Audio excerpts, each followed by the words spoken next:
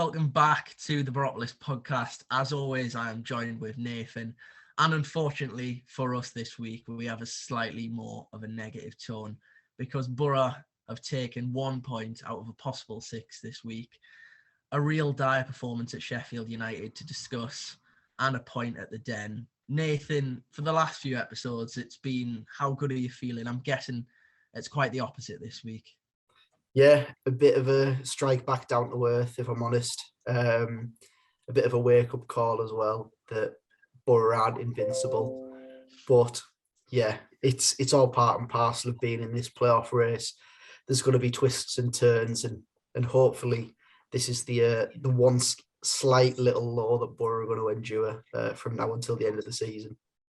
Yeah, it's interesting what you say there. You know, we aren't invincible. And to be honest, after a few cup upsets and the form at home, I was starting to believe it. So I'm glad you've, reaffirmed that with me, because now I am firmly back down to earth.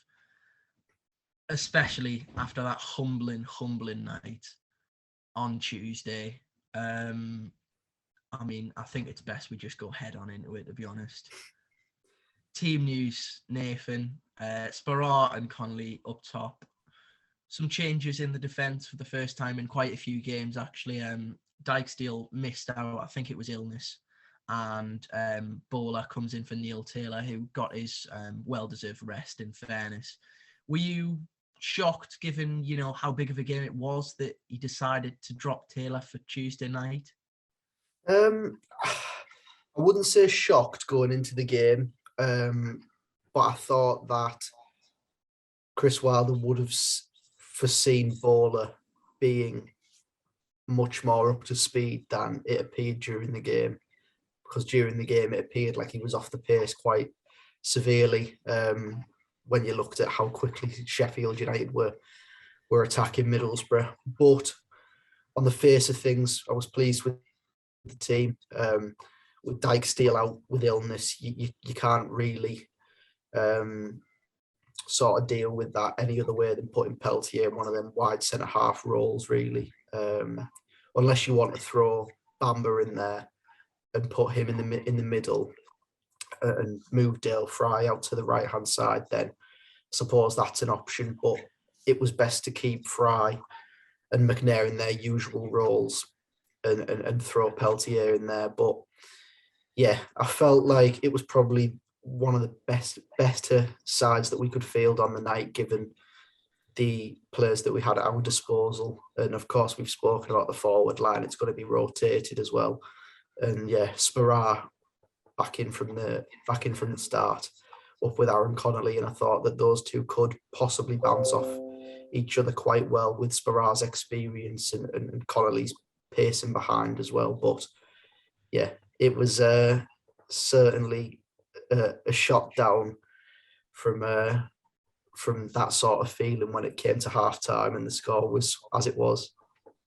Yeah, just before we move into the action, still on the forward line, were you a little bit surprised not to see Duncan Watmore get the nod, especially after the goal in the previous game? I personally thought if there was going to be changes, it would be Watmore. And, we spoke a little bit, in the past that, in these sort of big games, especially in the 2 cup games, and, when we've played against sides that are probably a little bit higher up in the league, he's often opted for the pairing of Sparrow and Watmore. So it's slightly surprising for me that Watmore didn't get the nod. I don't know about you, Nathan. Yeah, possibly after his goal against Luton on the previous Saturday, it may be a bit of a shock, really. But Chris Wilder's seen this Sheffield United side develop through the years and helped it develop into the side it is today. And he knows the personnel that they have in that side, in that back three, apart from Ben Davies, who wasn't at the club when he was there, but Jack Robinson and John Egan in there. He'll know their strengths and their weaknesses, and he opted for the forward line that he opted with for a reason, and it just didn't work out, unfortunately, on the night. Yeah, we can talk about the forward line not working out, but pretty much everything didn't work out on the night. Unfortunately, we do have to go into the action now, and I think we just go into the first goal, to be honest. The opener for Sheffield United. I felt going into the game surprisingly almost up, well, not surprisingly upbeat because we just come off the back of a win against Tottenham and a win against Luton, but, surprisingly confident given the opposition that we're up against. They've been, as much as us, probably one of the informed sides in the whole division. But I just felt, it was about time that we really, especially away, given the previous two away results, I felt, I've got a strange feeling about this. I mean, how wrong was I, Nathan? Because not long into the game, Sheffield United have the ball out wide. It goes out for a throw. The throw goes in behind Peltier, who I think just misjudges his header, to be honest. It gets to the byline, cross comes in, we fail to stop the cross. And, it depends what you want to call him, Superman or Joe Lumley comes diving out. In fairness, probably with the right idea, potentially not with the best execution. It comes off the back of Bowler, and Sander Berge is just there to tap it in, and it's 1-0 Sheffield United. Yeah, a goal that can be avoided, I think. As you say, Sheffield United had the ball out wide on the left, throwing beats Peltier, gets caught underneath the ball, lands at Billy Sharp's feet, turns Dale Fry inside out. After we've been bigging Dale Fry up, I think he got a bit of a lesson on Tuesday night, if I'm honest. Billy Sharp spins him, goes to the byline, crosses the ball in. Lumley, I think, in fairness, does get a touch, does flick it away from Sanderberg at the first attempt. But Bowler isn't goal side. Maybe that's because he's in his position as a left wing back further up the pitch rather than sort of in a defensive five. And yeah, the ball ricochets back off Bowler, lands at Berg's feet, and it's a tap in. It's an awful goal to concede, really. And yeah, it put Boro on the back foot. Yeah, it did. But just, going into the goal in it and slightly more depth in terms of, we saw first, you can count on your hands now the mistakes, because firstly, as we say, Peltier misses it. There's one, mistimes his header. Like you say, Dale Fry, as much as we thought he might have room in his pockets for one more forward, it seems actually that his shorts were about to split because there was no more room at the end. There was no more room in the pockets for Billy Sharp.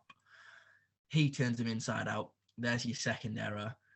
Third error, I guess potentially you can look at Lumley. I don't actually think, as much as the criticism I've seen, that the goal is probably as much of his fault as what perhaps some of social media might have suggested. But of course, social media is not the be all and end all in terms of, these types of things. And then the fourth error, Bowler, as you say, perhaps positionally down to, him getting back from a more advanced position. But for me, his body position's just all wrong. As the cross is coming in, you expect him to have his back to goal, ready to either clear it with his right or clear it with his left, should it go past him. Instead, he's got his back to play as the cross comes in, and it's quite bizarre, really, for me, as to why and how he's even ended up in that position as the ball's being crossed in. He perhaps he's trying to check who's behind him, but even then, I think if he's, as you say, goal side, he probably can look to his left and see, and also look to his right and potentially clear the cross as it is deflected by Lumley. Just as you say, a really, really horrible goal to concede, and probably one that was avoidable. From that calamity, you could call it, only moments later, another one. Johnny Howson, difficult really to get on his back too much because, he has been excellent, but I think, the fault of that goal lies at him. He just gets caught out, thinks he's got more time on the ball than what he actually does, has the ball nicked off him. Gibbs White eventually on it, on the edge of the box. To be honest, I was expecting him to shoot. He instead opts to just slide Billy Sharp in, and a player of Billy Sharp's quality is not going to miss a chance like that, is he? No, he's not. You're right. An awful goal to concede.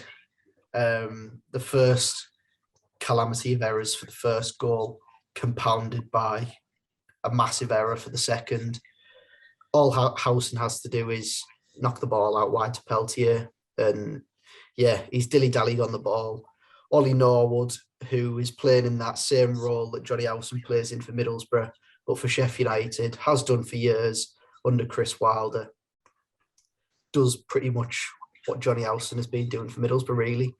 Presses, nicks the ball off Howson, slides in Morgan Gibbs-White, and yeah, both Gibbs-White and Billy Sharper running alongside Paddy McNair, really. 2-on-1. Gibbs-White slides it to Sharp, 2-0. Boro need a goal before half-time or else the game's dead and buried. But yeah, it was an awful goal to concede again. Just, I think when there's always that phrase that when you concede your first, you're at your most vulnerable. You're at your most vulnerable, yeah. And we thought we'd just sort of get ourselves back into the game, be a bit more comfortable on the ball, settle ourselves down, and hopefully build our way back into the game. But Sheffield United came at us. The momentum was in their favour. They pressed. They saw blood, and they got that blood with the second. Yeah, they did, and as much as two massive errors in terms of the first two opening goals. A little bit of credit to Sheffield United, because from the second goal, of course, Howson dilly-dallies, but he doesn't have time on the ball because of Sheffield United's press, and I thought that was really one of Sheffield United's best assets on Tuesday night. They didn't let us get out. I thought they didn't let us isolate Jones at all, which is normally our biggest threat. And as I say, their press really just boxed us in our own half. And to be honest, of course, we got the goal only through a fluke bit of of a mistake from Foderingham, and we'll talk about that as we progress through the game. But really, we didn't fashion anything. Ironically, we didn't fashion anything until at 2-0 down. You say just before, if Boro don't score before half time, the game's as good as done. And we do get that chance. The clearest of cut chances should be a goal. Isaiah Jones gets to the byline, as he does, probably the only time, in fairness, that he did throughout the game. Dinks it back into the box. Andras Sparrar, probably no more than 6 or 7 yards out, just leans back, gets the contact all wrong, and it flies over the away end, I think it was, to be honest. A chance that, for a player of, I don't want to say Sparrar's quality, but a championship forward, it's got to be put away, really, especially for a forward of a team that are, looking to make those playoffs. Yeah, it's a sitter, as simple as that, really. 6 yards out, you can pretty much put it anywhere, and it's in. And yeah, he's panicked a bit, leant back, skied it, and that was our big chance to get back in the game. From then on, really, the game felt as good as done, as you say. And just as Boro have that chance, Sheffield United ran up the other end and could have had more. Gibbs-White finds his way through pretty much one-on-one again, and luckily Lumley makes a good save, comes out a little bit off his line, and yeah, makes a good save with his feet. But yeah, at 2-0, it felt like the game was done anyway. Didn't really know what changes would have changed the game, if at all any, off the bench, really. Of course, Watmore and Coburn were there, but yeah, it was as good as done from 2-0, really. Yeah, I think you're right. And I think, you look back at the previous two away games, Barnsley and Bristol, and yes, we went down by 2 goals and, 3 goals in the Barnsley game. But I always felt, we could get back into it. We were still creating things. There was just a complete, and probably credit again to Sheffield United because of, how strong they were in defence, and, how ironic is it that we're saying this and then they go and get turned over by Coventry 4-1 at the weekend. But certainly on the Tuesday night, they just would not let us have any chances, really. We couldn't break them down. We tried, the patient approach. We had a short spell, I say, of pressure, not a huge amount, in all honesty, towards the end of the first half, where we did our usual and, quite patient, try to work something, passing from side to side on the edge of the box, but didn't manage to fashion anything really. But yeah, as you say, it felt done as soon as it hit half time, 2-0 down. I've got to be honest, I didn't see a way back into the game for us. And, at that stage, and Nathan, I've already said it, you already know, we've spoken about my away sort of curse that has developed throughout this season. If you follow me on social media, you'll be aware of this. At half time, I felt as low as, I don't even know. A lead balloon. Yeah, a lead balloon. That's probably the best way to describe it. I was exactly that. We were both at the game. You were ringing me saying, "Chris, come and meet. We'll chat about it." Trying to make me feel a bit better. And the only response you got was, "I'm not moving from this seat." The toys were firmly out the pram, to be honest, Nathan. I wasn't willing to do anything as soon as it hit half time. But yeah, in all seriousness, we get into the second half. I did actually stand up in the second half. I'm not, as much as bad as it was, it wasn't at the stage where I was just sat down throughout the game.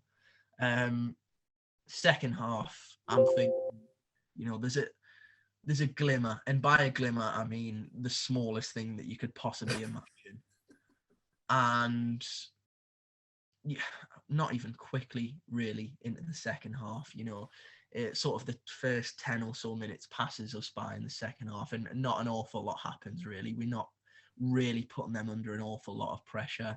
Just as we think, we're getting into the stage now where if we're going to get anything, we need a goal.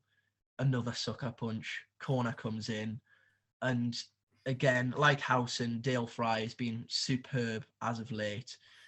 I think he'd hold his hands up and say, as well as probably Howson, the Sheffield United game is a game he probably never ever wants to see again. Loses his man, the header comes back across goal from the corner, and Jack Robertson's there, just stick it in the back of the net. And at that point, I think I did just slump in my chair, in all honesty, Nathan.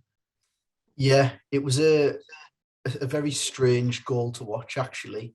I was stood right behind the goal on the front row of the away end, so I could see pretty much everything going on.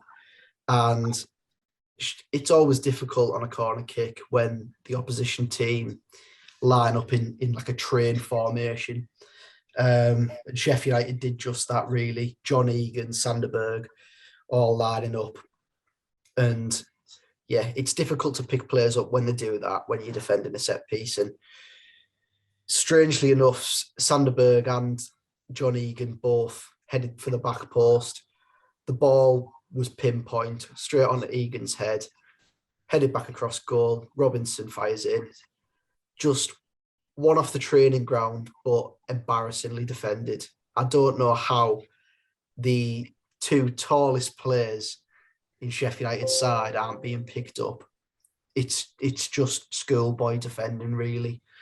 But yeah, game absolutely dead and buried at this point, and it felt like Boro were going to be in for a massive hiding, if I'm honest. It felt like every time Sheffield United attacked, they could score. It was unbelievable, really. 60 minutes on the clock, 3-0 down, a full Bramall Lane singing Chrissy Wilder, he's one of our own, as Chris Wilder's side put in an absolute shocker of a performance. Can't get out of our own half, and Sheffield United are pressing all over the pitch. Feels like they have two men on our players every single time our players have the ball. it wasn't a good night to watch Middlesbrough. I'll tell you that for nothing. But we did get one back, luckily. A bit of cheer, if there was to be any cheer from the away end, really. I've got to be honest, Nathan. I didn't even move. No, well, neither did I, if I'm honest. I thought the game's done. Yeah, I might get a bit of stick for that. I didn't even move. Even when Balogun went through and scored, I just thought, as much as I'd love to think that we might get back in this, I knew deep down there was no chance. Yeah, well, it comes from an error from the goalkeeper. Foderingham slips. And really, if it wasn't for a defensive error, Boro weren't going to score all night. The ball falls to Balogun, and in all fairness to him, he does quite well. Shows good composure to get the ball under control, take it round Foderingham as Foderingham sort of scampers trying to resolve his mistake, and yeah, he puts in a good finish from a tight angle. Consolation goal, but Balogun's off the mark, which is always good. Breaks his Middlesbrough duck, which is nice, and hopefully gives him the confidence to just be a bit more composed in front of goal. But from then on, really, there wasn't any any chances in a Middlesbrough attacking sense, was there, Chris? No, there was very little, wasn't there? And you know, one thing that I thought, especially on Tuesday night, given, you know, perhaps it may have been the influence of 90 minutes against Luton, which was well fought, and then of course the 120 minutes against Tottenham, I thought we looked really sluggish. Looked a few especially, not, you know, hideous performances, but just looked tired more than anything. And of course, you know, it is still brilliant. We love the FA Cup. We're loving the run that we're on. But I think one thing that we're going to have to accept is if we're going to, you know, continue in that competition, if we go against Chelsea and we go and do the unthinkable again, you know, it's of course a huge positive, but also, you know, we are going to have to realise that it's going to have an effect, especially on the amount of minutes. And for Jones, really, as well, it's probably one of the only positions in the team, especially now Bola's back, where we don't really have a right wing back cover at all for him. I thought Crooks looked tired, and I think the whole team really. There were so many sloppy passes as well. It was just one of those days that you don't really want to think about all too much. Unfortunately for us, we've got to come and speak about it on this. But yeah, I think Wilder said, you know, on the night, you can pick the front two of Gibbs, White and Sharp, and they did more against our back three than what our two strikers did against their back three. You can pick out the midfield of Sheffield United, dominated the game much better than our midfield three on the night. The two wing backs were far more effective than our two wing backs. And of course, you know, I mean, both goalkeepers didn't really cover themselves in huge glory during the game, but I don't think, to be honest, in fairness to Lumley, that it was all too much his fault. But, you know, in terms of, we'll just talk about the fourth now, because I want to try and get I want to try and talk about the game, but what potentially we missed and what we have to look forward to in terms of players coming back and things like that. But the fourth, I think it's Osborne that crosses it in from the right. Again, just poor defending from us, Sheffield United.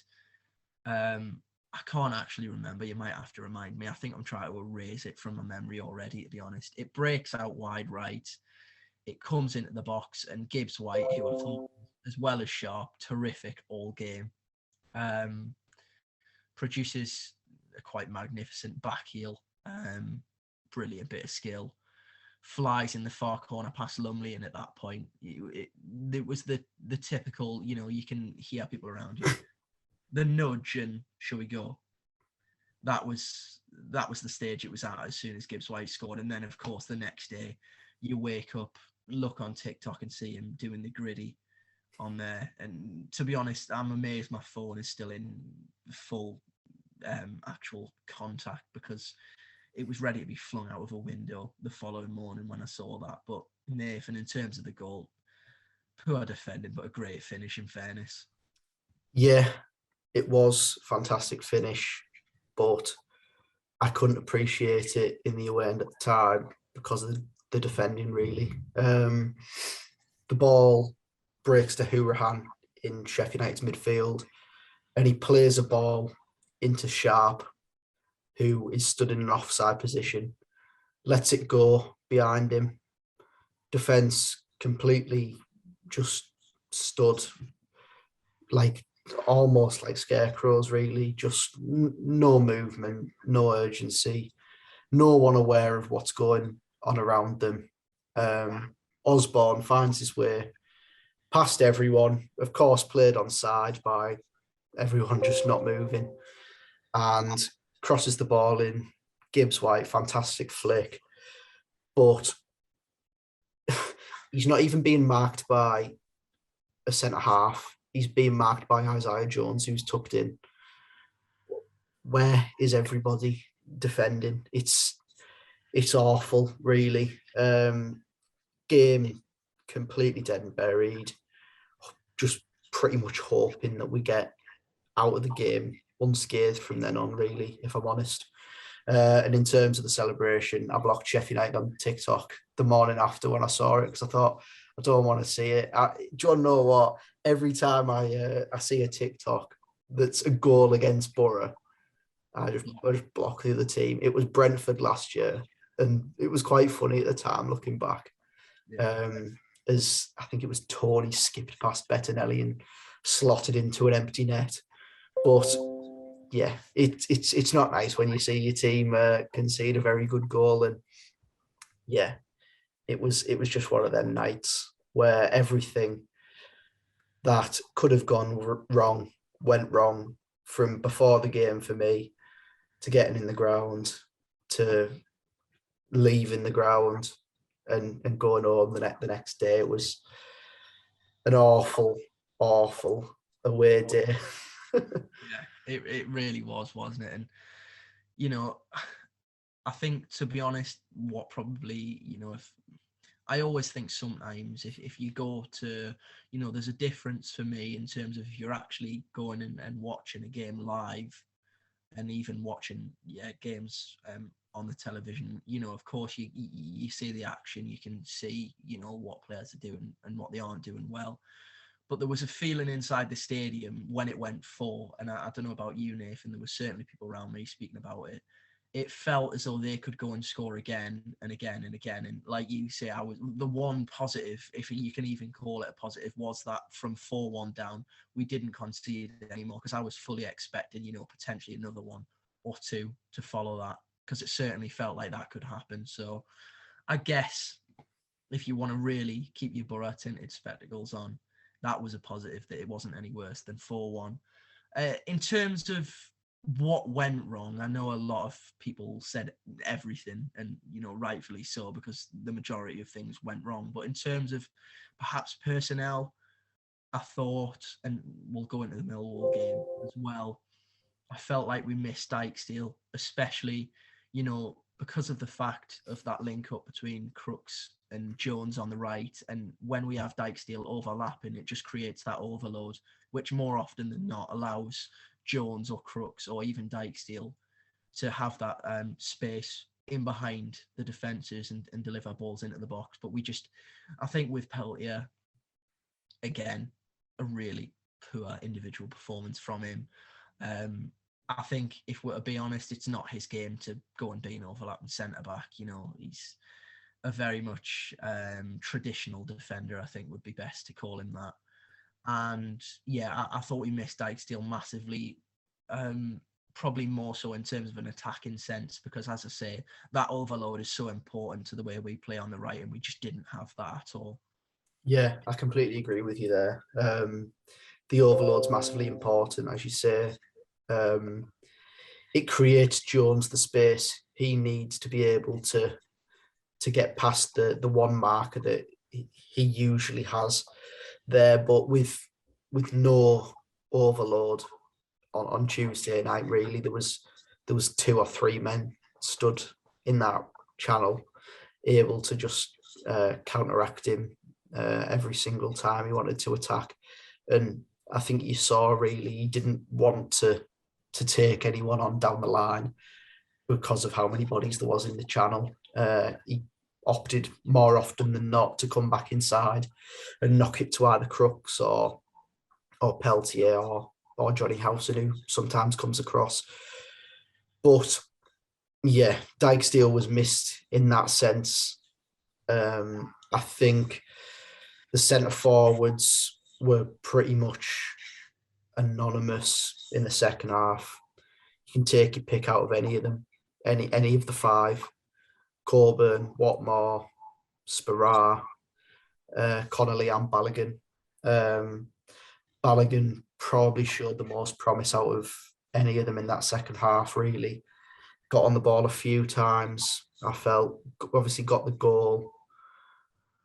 But yeah, the centre forwards weren't great again. And I think it stands out a mile, the performances from our centre forwards, when you look at the performance of a centre forward like Billy Sharp, who puts in a performance that just makes any sort of football fan look at that performance and think that's what you want from a centre forward. Just non-stop energy, non-stop pressing, ability to get the ball down, ability to take on a man, forward running, runs in behind, creating space for others and taking his chance that he got. It was the complete centre forward performance, and I don't usually do it against an opposition side, but when he went off, I applauded him because he was fantastic all night, and he took the stick that he got from the Boro fans fantastically well as well, which is always good to see, that bit of football banter. So yeah, it wasn't a great night for Boro's centre forwards. We're just waiting for one, just not even all, just one to go on a run. We need one to go on a run.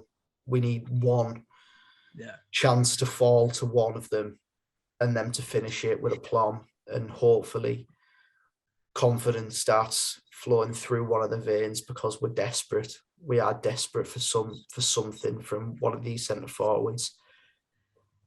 Yeah, I think, I echo that completely. I do think, I look at all of our forwards at the moment, and, I think it's probably a little bit harsh, to put Coburn into that bracket. He come on and didn't really all that much. But I think I don't really feel as though, even, despite his goal against Tottenham, I don't feel like between now and the end of the season, Chris Wilder's ever going to go, do you know what, Josh? Yeah, you can just start and go and do your best, try and score. For me, I think he'd rather opt for Balogun or Watmore, Sparrow, or even Connolly ahead of Coburn, which, perhaps I think there's certainly an argument to be made that actually Coburn's probably the best finisher out of all of them in terms of natural goal scoring ability.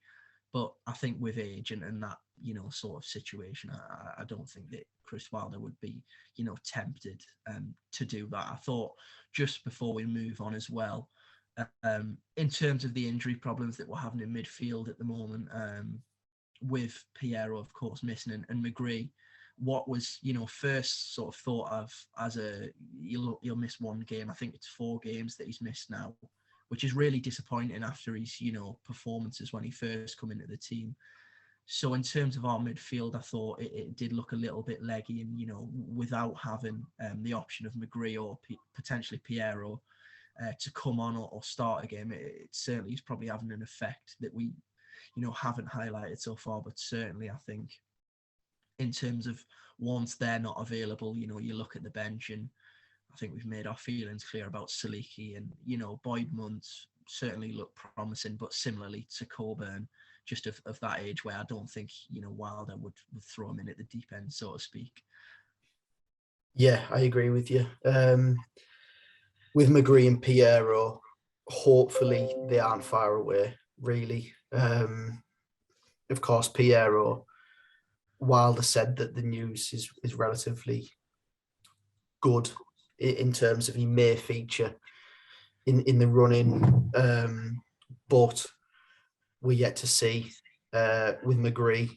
Disappointing that it was only meant to be a sort of one game injury, and he's missed quite a few since then. But I think if we get this week out the way coming up, which we'll get into later on, but Birmingham and Chelsea, there's an international break with 2 weeks there. If we can get them bodies back during that period, going into April where the games literally are coming thick and fast, especially with Boro having to play now 2 games more than other sides, really. Fulham and Cardiff being rearranged in this month coming up. I think that we're going to need all the bodies that we can get. We need to rotate correctly, and hopefully McGree and Piero can provide us something different during that month, because it's going to be needed desperately. Yeah, I think, we'll obviously speak about Millwall next, but I think in terms of that international break that you've just mentioned, I think it can't come soon enough, to be totally honest, in terms of just allowing that squad to regroup, relax, to be honest, because, it's been, I can't even remember the last international break, but it feels as though now for probably about a month we've played Saturday, Tuesday relentlessly for, as long as I can remember. So certainly they need the rest, but of course we do have another huge week coming up. I think that probably does it for the Sheffield United game. I was dreading talking about it, but I sort of feel as though I've got a little bit of a weight lifted off my shoulders, having spoken about it now. So we'll move on, Nathan, to yesterday's game. Millwall away, 2 consecutive away trips, and soon to be 3 for Boro. In terms of the team, again, Dijksteel wasn't deemed fit enough to make the team, and also quite surprisingly, Sparrow dropped out the squad altogether, with Saliki as well, less of a surprise. Both seemingly illness, but I don't think you can read too much into it. But just in terms of, again, I thought potentially if he wasn't going to play on Tuesday, he'd definitely play on Saturday. No sign of Duncan Watmore in that front two again, Nathan. Yeah, again, strange, but the centre forwards, we don't know what's Chris Wilder's thinking with it at the moment. We know they're going to be rotated, but for some reason he doesn't fancy Watmore alongside Connolly or Balogun at the minute. I think we're probably going to see Sparrow and Watmore again soon, maybe on Tuesday night, if I'm honest. But yeah, it is weird, because I think Watmore has probably proved to be one of the better options out of the 4/5 recently. Of course, came on against Luton and made an impact by getting his goal, chasing down the channel, and sort of getting on at the end of it, persisting with a cross, persistently pressing the defender, winning it again off his failed cross and firing in. But yeah, it's a mysterious case at the minute. But Chris Wilder evidently thinks that the other two were a better option.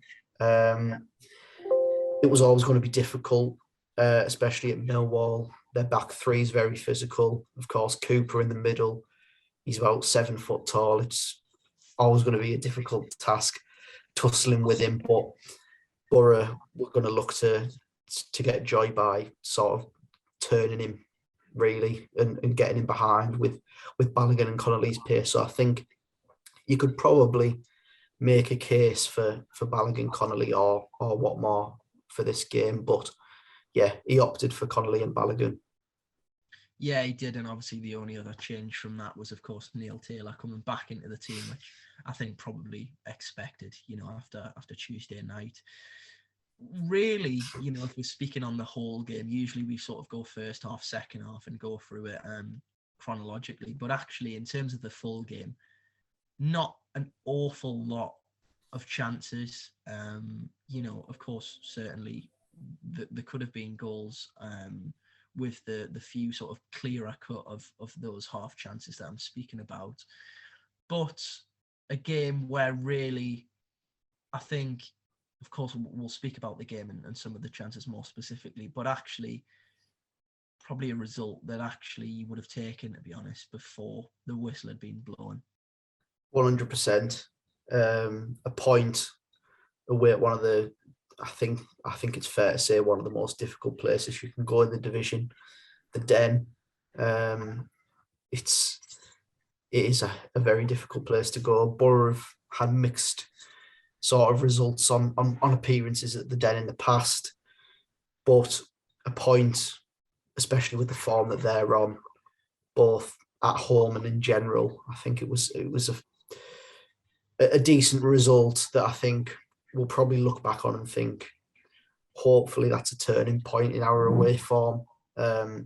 Stop the rot of goals conceded at away games, which hasn't been great at all in the last 3. 9 conceded in the last 3 away days for Boro, with Bristol, Barnsley and Sheffield United, which 9 conceded, averaging 3 a game there. That's not great going away from home.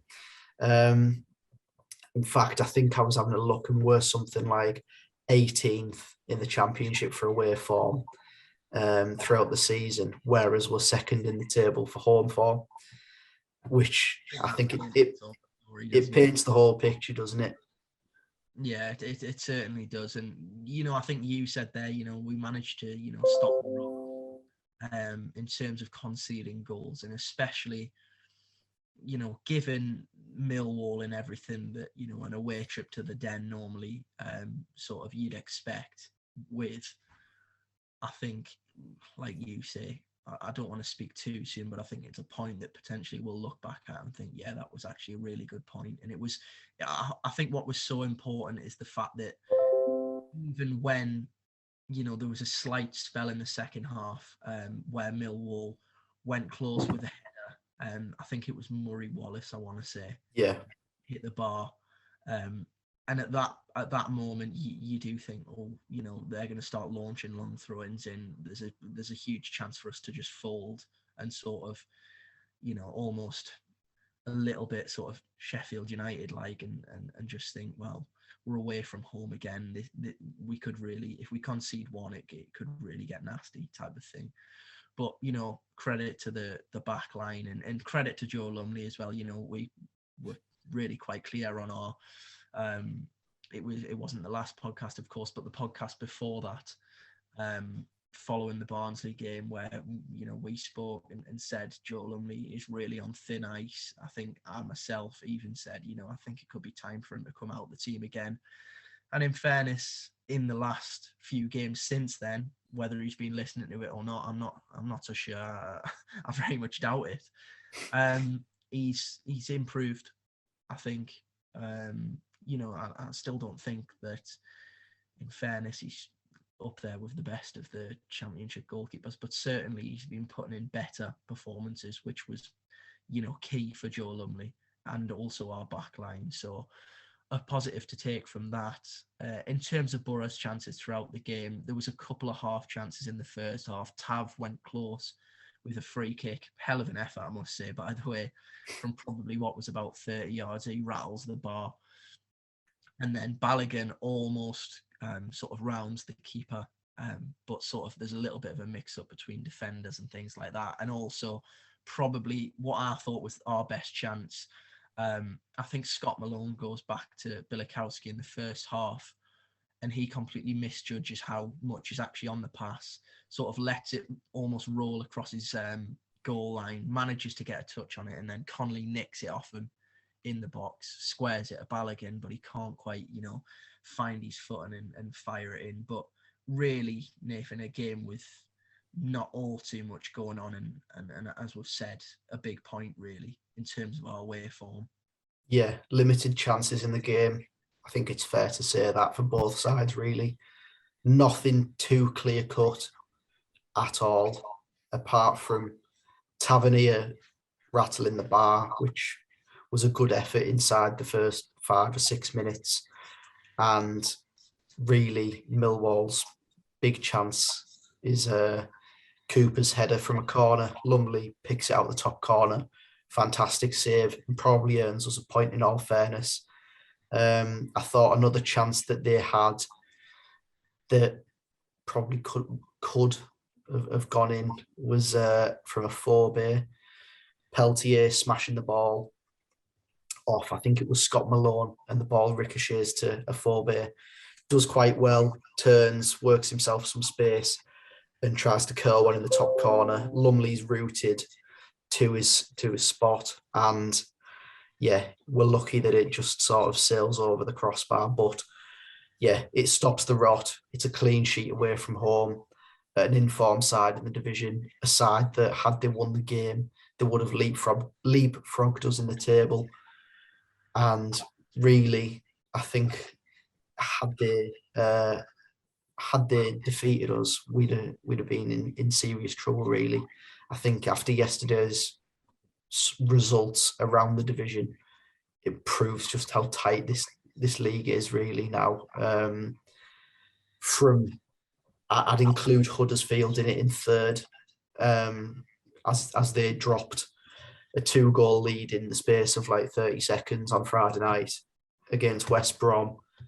I'd include them in it all the way down to probably West Brom in about 14th. Are they in 14th? I think they are.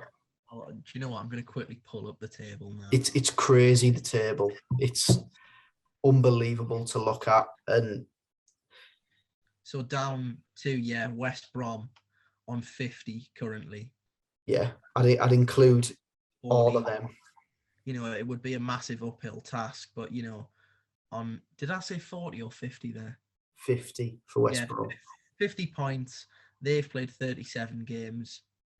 6 in the position currently, 6 in the table, I should say. 36 games played, 57 in Sheffield United. So 7 points between 14th and 6th, just, again, paints its own story of the championship. And as you say, I think, we even tweeted out after the game yesterday on the Boropolis account saying, what sort of how you feeling? What do you think after that result? And, like we've said, a lot of the response was it was just so important that we didn't get beat. I think any points were points gained, to be honest, yesterday. And of course, we managed to get one. And it goes back to that sort of age-old thing of the championship where if you can win your home games and draw your away games, then you'll be in a good position come the end of the season. And although we haven't done that as of late, we managed it on Saturday. And hopefully we can follow up an away point with an away win on Tuesday. Yeah, I'd agree with you. It's certainly that Millwall game is certainly a point gained rather than 2 points lost, I think. And looking forward to Tuesday night now, Birmingham away, a difficult task. Although it doesn't, on paper, looking at the division, they're not in that playoff picture, that playoff race from genuinely the middle of the table to the top three. But it's always a difficult task going there. And of course, they turned us over at the Riverside earlier on in the season as well. Some familiar faces there that we all know, but yeah, it's going to be a difficult task. Our away form isn't the best, but a result here on Tuesday night changes the picture really going into the international break. Yeah, I think you're right. And I think, to be honest, it's, although, we've had sort of massive games in terms of opposition, Sheffield United, Luton, 2 huge games. This is so important, more so, I think, just for general confidence in terms of us playing away between now and the end of the season. Because I feel as though if we could nick a result here, it just sort of brings everyone back together and thinks, well, we can win away from home. It's not sort of impossible for us. Although it may have seemed like that as of late. And yeah, as you say, Birmingham are not in a particularly good position at all at the moment. They've currently not currently. They drew against Hull at the weekend, who are in a 20th 0-0 draw. But there is the whole narrative of an ex-player who's played for us this season, was told he was surplus to requirements. Onel Hernandez, it would be so typical Boro. I'm not going to finish the sentence. It would just be Onel Hernandez, typical Boro, and you can make from them two things what you think I'm just about to say, Nathan. Yeah, and genuinely, I don't even want to talk about it. So we're just going to skip over Onel, apart from the fact that he's doing all right at Birmingham. Since he's left, he's doing all right there. Playing not even in a wide role at times, almost playing in a number 10 at sometimes with Lyle Taylor and Scott Hogan ahead of him. But as I've said there, Lyle Taylor, a good centre forward at this division, at this level.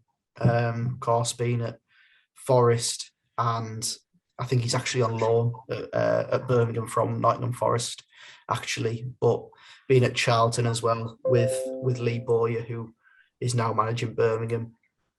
So, yeah, he's a good centre forward. Of course, Scott Hogan there as well. I'm not sure if he's fit. I'm not entirely sure, but doesn't mind a goal against Boro.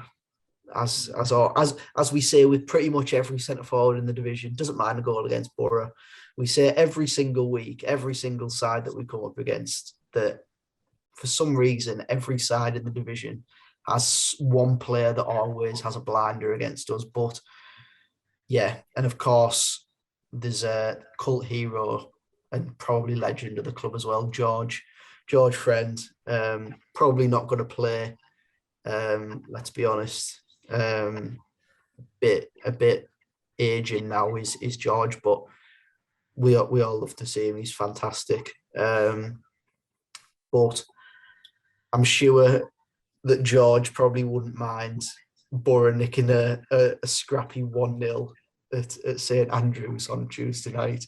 Yeah, I think deep down, in all honesty, if you said to George, listen, do you mind if just telling the lads, I think you're pretty much on the beach now. I don't think you're going to go down, but I don't think you're going to make the playoffs. But come on, just give us a sneaky 1-0. It'd really help us. And do you know what? I think he'd think, yeah, for the Boro, yeah. Yeah, nice one. Just nod one in from a corner. Bullet header. That would be perfect for us. George Friend, yeah, if you are listening. Again, like Joe Lumley, I'm pretty sure he's not spending his time listening to us too. But if he is, you know what to do, George. Yeah, it is. It's quite funny, isn't it? Because we speak about the curse of this podcast, talking about a player and then them scoring in the following game. We sort of skipped over Onel Hernandez and Scott Hogan a little bit there, who were two of Birmingham's biggest threats. But let's just attempt to be less informative and actually see if it makes a difference. Less informative, but hopefully that means that they won't score. That could be clipped up in my famous last words, to be honest. Fingers crossed. Touch wood. I'm touching wood if you can't see it, but wooden table. Firmly holding that. In terms of Birmingham's setup, 5 at the back, yeah, I think I say it every week, to be honest. It's the popular formation. And, I don't think it'll probably be played in a way that we play with our 5 at the back. In terms of overlapping centre backs, speaking about overlapping centre backs, I should say we'll obviously be hoping that Dijksteel returns. I think from what Wilder said, again, it was probably a little bit too soon for him on Saturday, but certainly if we can get back Dijksteel in that back 3, and as we mentioned against Sheffield United, create those overloads on the right and give Isaiah Jones a little more freedom, then hopefully we can get the job done and break the Chris Castee away ground curse. Yeah, I was going to say, you're going to drop the bomb that you are actually attending on Tuesday night. As much as I've tried to convince you not to, you are attending, and the away day run of not only defeats, but heavy defeats as well, continues. By heavy, I mean more than 2. And me and Chris had been at one game together before Sheffield United, and we had an all right record. It was a 0-0, a point at Stoke, which, I mean, it's some Stoke up, if I'm honest. 0-0, drab, horrible weather, freezing cold. Nothing really happened in the game. But Sheffield United just wasn't to be, was it? And that's the record, absolutely finito for me and you. Yeah, it's done, isn't it? I think now, to be honest, I'm trying to come up with some sort of other away record which might be somewhat positive. But to be honest, me and away games just don't really go together. So if we do lose, I'll take the flak. If you are, I'll tell you what, as a sign of if you've listened to the podcast up until this time, if we lose on Tuesday night, just tweet me. And you can say whatever you like, but just say, stop going to away games, Chris. Just abuse him. It's deserved, to be fair. I'll take it on the shoulders. And I arguably deserve it for going. Yeah. I've too much trust. Nathan, you've tried to convince me, but I'm just not having it, am I? Nah, you've literally got a Twitter thread where you know that you are the curse and you continue to go. So it's just laughable, really. Do you want to know what? I'm surprised that you weren't at Barnsley in that away end, almost in sort of disguise, after saying that you weren't going, because you must have been there in some sort of. Well, do you know what? I've seen us play Barnsley at Oakwell twice, and I mean, it's not just a me thing, is it? Really, we've never had a great record over there. We've had. I think the last time I went, it'll have been when Assombalonga equalised. I think, was it 2-2? Yeah. And no, sorry, that was the time before, and the last time would have been under Woodgate, and I think we said in the last podcast, just never mention that. That's just skip over it. And I think when we talk about Sheffield United away in years to come, that we're just going to skip over that performance as well, really. The famous Chris Wilder's first return to Bramall Lane. But just back onto the game against Birmingham, I'd probably argue that this is the biggest game of the week, despite what's yet to come at the end of the week. Of course, Birmingham in the league, the last league game of this month, which is quite amazing considering it'll be played on the 15th of March. But the 19th of March, Chelsea Football Club at home, FA Cup quarter-final, nothing to lose again. Could we do it, especially after the week Chelsea have had? I think, you know, we do get drawn into sort of a lot of records and like little sort of specific things which might, you know, tip a result in our fortune. I think, to be honest, we haven't, for Tottenham and for Man United, we didn't give any sort of prediction. We just said, let's have a go. And to be honest, like you said, I think that's the best way to sort of look at this game. One game away from Wembley, potentially. We're playing world and current European champions. They're in all sorts of turmoil at the moment, of course, with the Roman Abramovich situation. And to be honest, although they got the win today, 1-0, scored late on against those lot, in fairness, didn't... Now, I've got to be careful what I say here because it could, again, haunt me, but didn't look as good as perhaps you may associate a team that is current world and European champions. But of course, they also have Kai Havertz scoring from them today. I think he cost 100 million. In terms of player we've got to look out for, Havertz, Mount, Lukaku, as much as he gets stick, he's still a world-class striker. Timo Werner, Jorginho. I dread to think if it goes to penalties, if he's taken one. Let's hope Kepa's taken a penalty on the night, if it goes to that point. I mean, Nathan, like Tottenham and Man United, we don't really need to sort of pluck out individuals and sort of give information on them because everyone knows the threats that Chelsea possess. But, you know, at home, at the Riverside, sellout crowd again, it's going to be, again, a massive occasion for the club. And I think let's just go for it. Why not? It's almost a free hit, to be honest. As long as we get a good result against Birmingham, then. Yeah, it's exactly the same as Man United and Spurs, isn't it? We've said it in previews for those games. We're not the side that has to go out and win this game. No one expects us to win this game.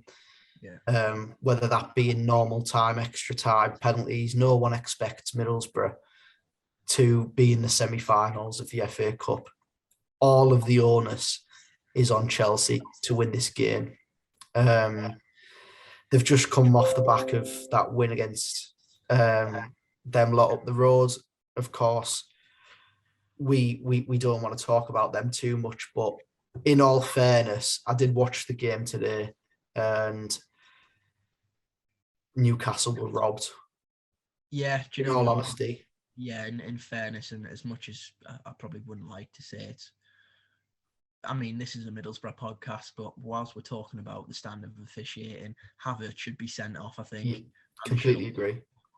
So I don't think we really want to spend too long talking about that, but in fairness, I do agree. I do think they were very unfortunate.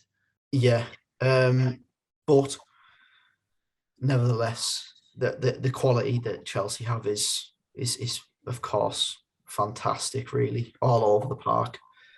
African Cup of Nations winner in goal. Chalobah at centre-half today. Fantastic. Been in the Championship, built his way up. Same as Mason Mount. And Rudiger at the back, absolute monster. Fantastic. Thiago Silva, one of the best centre-halves of this generation, really. Yeah. Rhys James, although he's been injured in the last few weeks, hopefully he's out for Saturday.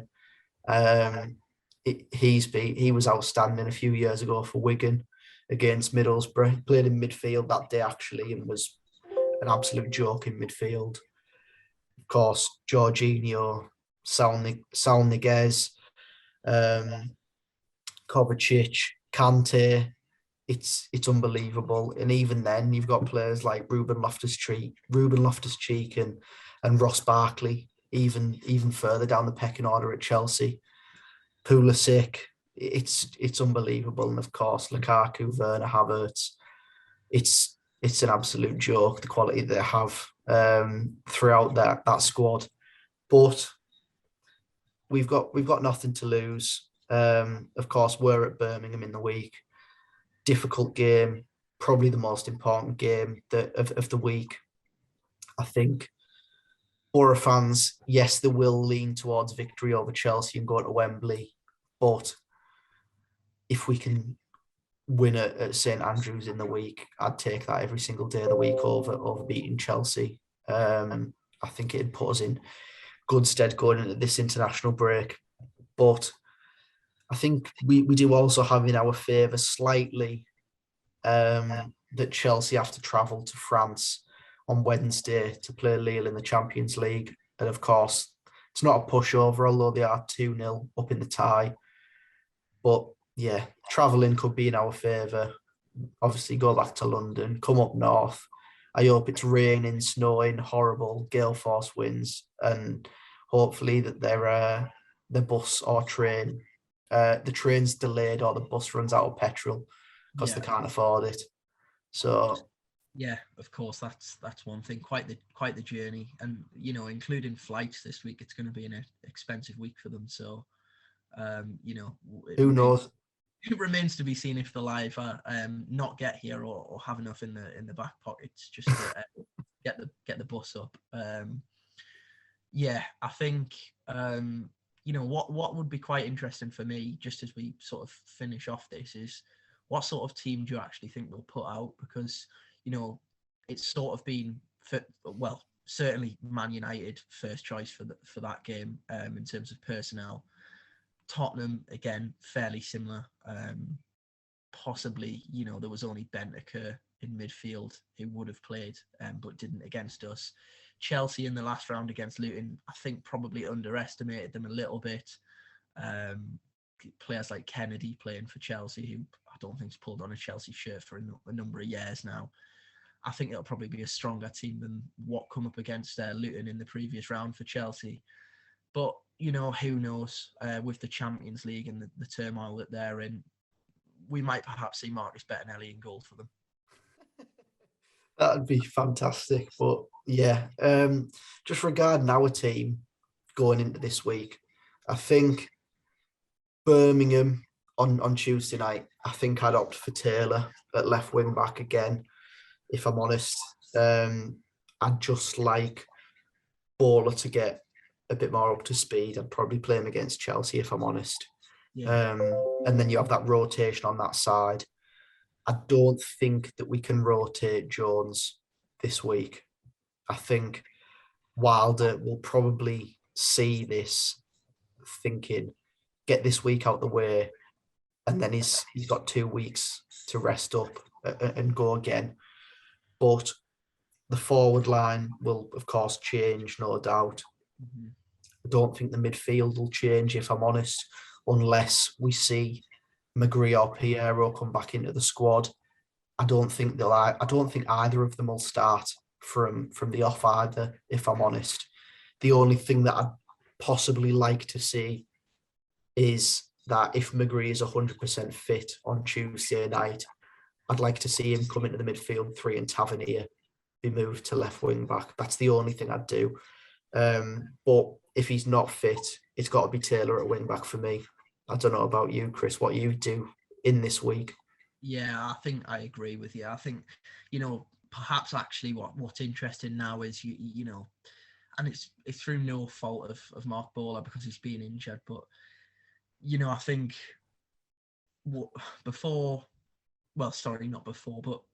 early on after Mark Bowler had been injured, when Taylor come into the team, of course, being consistent, we've spoken about his attributes, some of the things that he doesn't possess.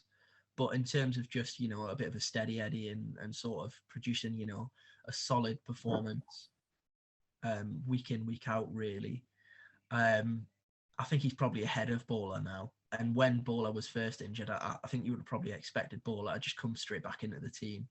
But I don't think that is the case. So I agree with you on Taylor. And in terms of the midfield, like you say, I think Wilder said it might come too soon this weekend for Piero, but potentially McGree, fingers crossed. And obviously we hope Dijksteel's back as well. But yeah, I think in terms of team lineup, you could toss a coin or roll a dice, which way you want to choose in terms of the forward line. It's, virtually impossible to pick at the moment. But yeah, I think that's pretty much us done, Nathan, unless I've sort of missed anything off. No, I don't think so. I think the only thing I'd push to ask you is, how are you feeling going into the week? After the week we've had, well, I'd say after the last 2 weeks, if you look at the highs that we had against Tottenham and Luton, 2 fantastic results, going into the next round of the Cup and winning against a team in Luton that are up there with us in the playoffs, that it was a must-win game. We won that game. And then you go into this week and we play Sheffield United and Millwall, and we come out with 1 point out of 6. Yeah. Looking at the table now, it doesn't look necessarily like the worst thing in the world with the results, with some going in our favour since then. But going into this week with Birmingham and Chelsea, more so just Birmingham, if I'm honest, with Chelsea being pretty much a free hit. How are you feeling going into the game? Are you slightly optimistic? Has the club, well, not club, but has the team sapped all the energy out of you that you had from the week prior? Or do you think that a point would do? I think, in fairness, we've sort of covered it in this podcast in terms of what we're hoping for from the Birmingham game, but certainly, I almost feel nervous saying it, but I do think Birmingham is a game that, in fact, I'll answer the other part of the question first. I still have a lot of energy still in me. It hasn't zapped the life out. I think after Tuesday night, probably the trip home, maybe I might have answered that question differently. But of course, a good point on Saturday. I think, in fairness, I'd like to hope, and historically, I think if you can get points at places like the Den, it's never an easy game at all. So that's a positive. That's made me a little more confident going into Tuesday night.